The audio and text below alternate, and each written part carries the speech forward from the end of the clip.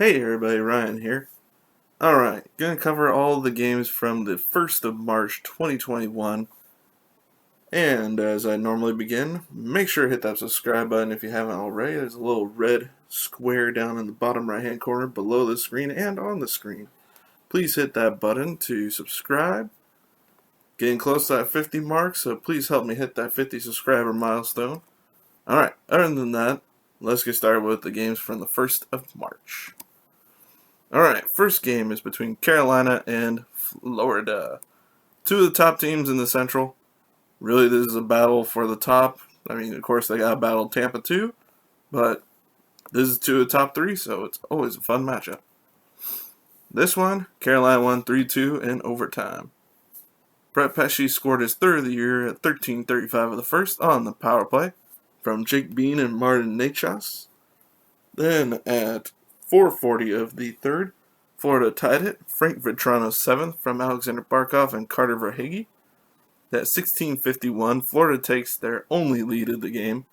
Eetu Luostarinen scores his third from Mason Marchment. I believe that is now a 3-game point streak for Mason Marchment.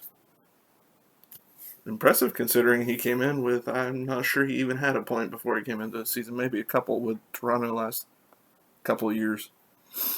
Alright. Carolina tied it up again at 18:27 of the third. Vincent Trocheck's 11th from Nito Niederreiter and Martin Necas. Then at minute 59 in overtime, Martin Necas scores his third from Sebastian Aho and Dougie Hamilton, giving Carolina the 2 points. Alright, so Necas had a goal and 2 assists. Let's see, any other multi-point people for Carolina? I don't see any. And no multi-point people for Florida. Alright. Florida actually outshot Carolina pretty heavily, 46-31. Carolina won the faceoff dot, 51-49. Power play 1 for 3 for Carolina, 0 for 3 for Florida. 8 penalty minutes each, so that means they had offsetting minor at 1 point. Hits were 33-20 in favor of Florida. Blocks were 10 each, and giveaways were 13-3, Florida with 13. That's a bad number. You don't want it to be that high. Oh, I gotta say his name again. Nedeljkovic. That's how I'm saying it this time around. Probably different every single time. 44 saves for Carolina, 957 save percentage for the win. Dredger for Florida had 28 saves and 903 save percentage. On to Calgary versus Ottawa. Battle of the Cachex again. And this time Brady won, but he didn't get a single point in this game. Actually, neither Cachex did. No scoring in the first. Then at 6:22 of the second, Artem Anisimov's first of the year from Tim Stützle. Then at 8:26, Drake Batherson's 8th from Josh Norris and Tim Stützle. Then at 10:20, Milan Lucic scores his 6th on the power play from Michael Backlund, making it 2-1 at that point. 11:44 into the second, Drake Batherson's 9th, unassisted. Then at 16:19 of the third, Colin White's 6th. Then at 17:47 of the third, Evgeny Dadonov's 7th from Tomas Chabot and Nikita Zaitsev. There you go, 5-1, Ottawa the win. Ottawa's actually, I believe, won now 3 of 4, so they're on a little bit of a run right now. Good to see, especially since they had that classic Ottawa Senators symbol. I love seeing that old symbol. Found the newer one they've had for the last few years kind of creepy. It was staring at me. I didn't like it. I like this one better. Alright, shots on goal. Ottawa won this category 36-28. Face-offs 55-45, Calgary with the advantage. Power play 1 for 3 for Calgary, 0 for 1 for Ottawa. Ottawa with 8 penalty minutes to Calgary's 4. Hits were 29-28 in favor of Calgary. Blocks 19-14 in favor of Ottawa. And giveaways 13-10, Ottawa with 13. Rittich had 31 saves for 886 save percentage for the loss. And Matt Murray's 27 saves, 964 save percentage for the win. On to another North Division matchup, Vancouver versus Winnipeg. Now, Winnipeg's one of the top teams in that division, and Vancouver is one of the worst teams in the league. Not the worst, but one of the worst. And toward the bottom of this division. So let's see if they can turn that around, because they have a good team and they shouldn't be as bad as they have been. And they actually won this one 4-0. Kind of, I wouldn't say embarrassed Winnipeg, but it's not fun when you get shut out by a team at the bottom of your division. But it does happen. It's not impossible. Alright, 8:28 into the first. Nate Schmidt's third from Brandon Sutter, Adam Gaudette. 8:46 into the first, so about less than 20 seconds later, JT Miller's fifth from Nate Schmidt and Elias Patterson. At 14:50, Nils Hoglander's fourth on the power play from Tyler Myers and Adam Gaudette. I almost said Tyler Smith. Who the heck is Tyler Smith? At 16:26 of the third, Elias Patterson added his ninth from Brock Besser. I believe that is Besser's first point in a few games. I could be wrong, but it feels like it's been a while since I've seen his name. Alright, Elias Patterson had a goal and assist. A goal and assist. Nate Schmidt, goal and assist. Adam Gaudette, 2 assists. And I think that's it for multi-point people. Alright, Winnipeg actually outshot them 27-19. Winnipeg won the faceoff dot 54-46. Power play was 1 for 2 for Vancouver, 0 for 1 for Winnipeg. Winnipeg with 4 penalty minutes to Vancouver's 2. Hits were 23-12 in favor of Winnipeg. Blocks 15-6 in favor of Vancouver. So they were very majorly outshot, because he had 15 more at least to that 27 shots. And then who knows how many they missed. Giveaways were 14-7, 14 for Vancouver. Demko had a 27-save shutout for Vancouver. And Connor Hellebuyck, 15 saves, 833 save percentage. Not his night. But it was he wasn't very busy, so it's not surprising either. Alright, on to Minnesota versus Vegas. The top team in the West versus a team that is catching up to them very, very rapidly right now. And Vegas pulled this one out. It was close, but they won that one in overtime. Scoring began 7:09 to the first. Cody Glass's third on the power play from Mark Stone and Shea Theodore. Then at 13:41, Max Pacioretty's ninth on the power play from Mark Stone and Chandler Stevenson. Then in the second, 8:51 in, Minnesota gets their first, making a 1-goal game. Jordan Greenway's third, unassisted. At 9:57, Marcus Foligno's fifth from Jonas Brodin, tying the game at 2 at that point. 17:53, Nick Bonino's second from Nico Sturm and Marcus Foligno, taking the lead 3-2 at that point. At 18:12, Marcus Foligno's sixth from Zach Parise and Jonas Brodin. Then at 12:40 of the third, Vegas brings it within 1. Nicholas Haig's second from Mark Stone and Zach Whitecloud. At 19:18, they tie the game with less than 50 seconds left in the game. Alex Tuck's 8th from Mark Stone and Max Pacioretty. Then at the 2-minute mark of overtime, Max Pacioretty wins the game, his 10th of the year from Mark Stone. As you can tell, Mark Stone had 4 assists in this game.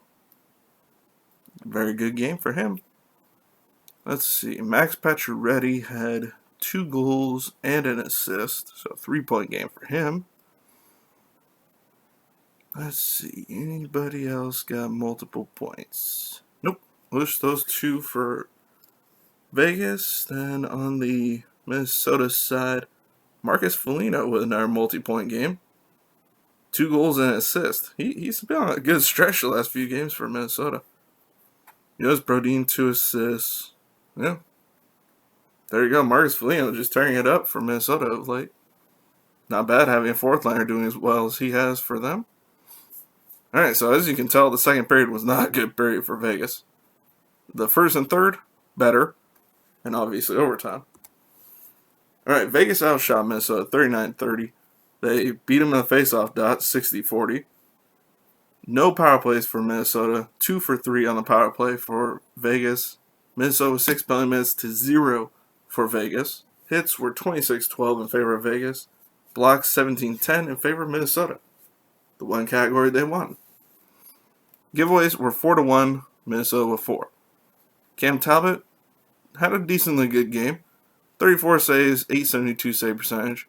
Fleury, not bad, but hasn't been as good as he has been last few. 26 saves, 867 save percentage. I always have to talk about my team, don't I?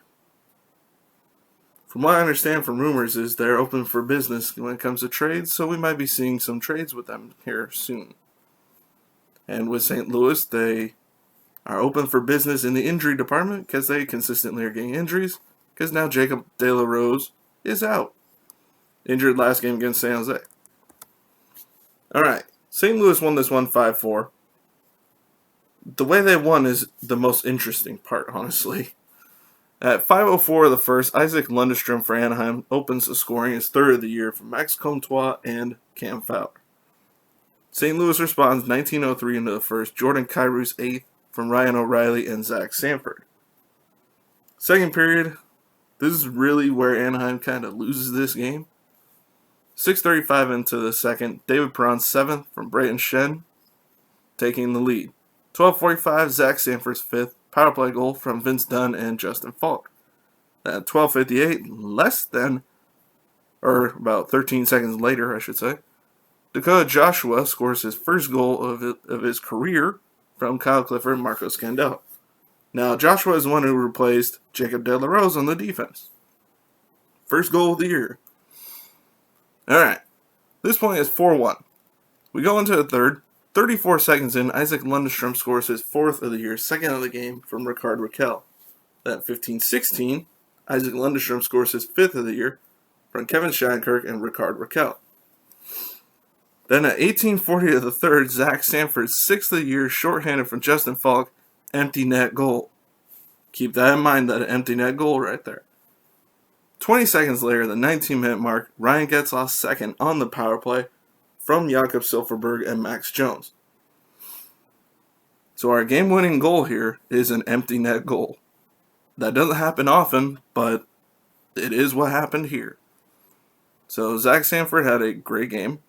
2 goals and 1 assist. So 3 points for him. Let's see. Any other multi-pointers for... Wait, did he have 2 assists? No, just 1 assist. Okay. I think that's it on the multi-points. I don't think anybody else had multiple points for them. Isaac Lundestrom for Anaheim had a hat trick, and they still lost. What does it take for them to win? They can't win with hat tricks. Let's see. Ricard Raquel, 2 assists tonight. He's actually had the last couple of games have been very good for Raquel. Supposedly he's on the trade block, though, so we'll see how that works out. Alright. St. Louis outshot them 35-33. Face-offs, St. Louis won 51-49. St. Louis 1 for 3 on the power play. Anaheim 1 for 4. Penalty minutes 8 for St. Louis, 6 for Anaheim. Hits 32-24 in favor of Anaheim. Blocks 11 each. And giveaways 14-7. Anaheim with 14. Husso 29 saves, 879 save percentage. And John Gibson 30 saves, 882 save percentage for a loss. Gibson with a not-so-great start once again. Alright, on to Toronto versus the Oilers. Toronto shut out the Oilers last time. Now, I'm not sure, I want to see these numbers, but how many times have the Oilers, since Draisaitl and McDavid have joined the team and been healthy in each of their meetups, with anybody's meetups, how many teams have shut them out in consecutive games? Because they did it again tonight, Toronto. 7:19 to the first, Zach Hyman 6th from Morgan Riley and Ilya Mikheyev. Then at 10:20, William Nylander's 9th, unassisted. Then at 18:07, Morgan Riley's 3rd on the power play from Mitch Marner and William Nylander. Nylander with a goal and assist. Morgan Riley a goal and assist, and that's your only multi-point people. There was a fight at 19:35 of the 3rd, Travis Dermott and Josh Archibald. Not a couple guys you normally see fighting. I've yet to see the video, but I don't imagine it to be a great fight by any stretch, but sometimes the non-fighters can surprise you. Alright, the Oilers outshot the Maple Leafs 31-23, beat them in the faceoff dot 58-42. Toronto was 1 for 4 on the power play to Edmonton's 0 for 4.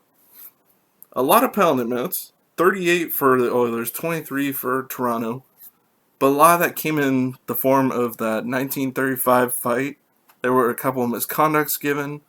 Then a game misconduct was given to someone at the 20-minute mark. So that's where the majority of the penalty minutes came from. There was only the one fight. I had looked up. I was like, oh, maybe there's a couple of fights here. Nope, just one. All right, hits were 22-16 in favor of Edmonton. Blocks 14-7 in favor of Toronto. Giveaways 8-7, Edmonton with 8. Hutchinson, 31 save shutout for Toronto. Great couple of games for him, or last few games. Koskinen started this game 7 saves for a 700 save percentage. And Smith came in relief, 13 saves for a 1,000 save percentage.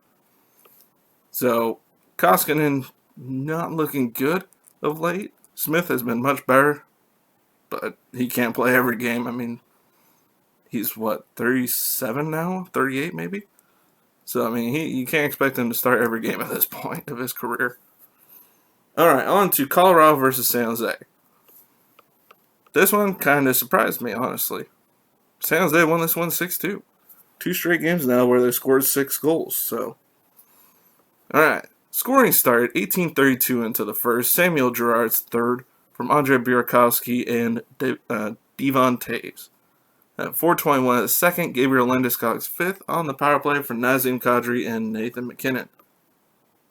At this point, it went all downhill for Colorado, who's missing some defenders. They just lost Cale Makar for an unknown amount of time. He went back to Colorado for testing, so he will not be back on this road trip. And that hurts. Plus, they're missing Eric Johnson already. And Johnson, not the strongest of defenders anymore, but still a good, solid not defender, sorry. Yes, defensive presence, but solid veteran presence, though. So, kind of missing these guys in the defense, I think, at this point. At this point in the second, 6:13 in, Radim Šimić scores his first of the year from Marc-Edouard Vlasic and Rudolf Balcers. 16:48, Kevin Labank's fourth from Evander Kane and Logan Couture. At 4:18 in the third, Rudolf Balcers' second of the year from Dylan Gambrell and Timo Meier. At 7:53, Erik Karlsson gets his first of the year. A miracle! It's his first goal in literally just about a year. So, there you go. And that was on the power play from Evander Kane and Timo Meier. At 10:11, John Leonard's third from Timo Meier on a breakaway. At 18:53, Evander Kane scores his 8th of the year in the empty net from Brent Burns. Timo Meier had I swear he had more than 2 assists. No, he had 3 assists. There we go. 3 assists for Timo Meier. Rudolf Balcers, a goal and assist. Evander Kane, a goal and 2 assists. Who else?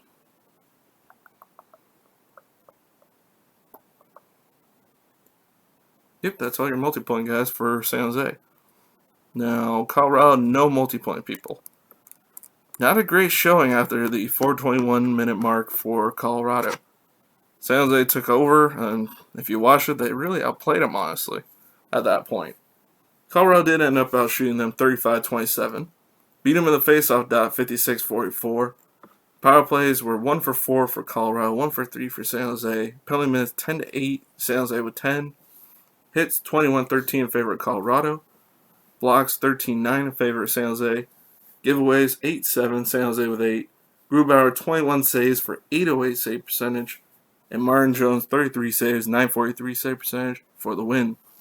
Jones actually looked good in this game. I gotta give him credit when he does look good. Normally he doesn't do great in these sort of games, but today he did. Alright, that's all the games for tonight. Make sure, if you have not already, hit that subscribe button. Hit that notification bell to be notified when I drop a new video.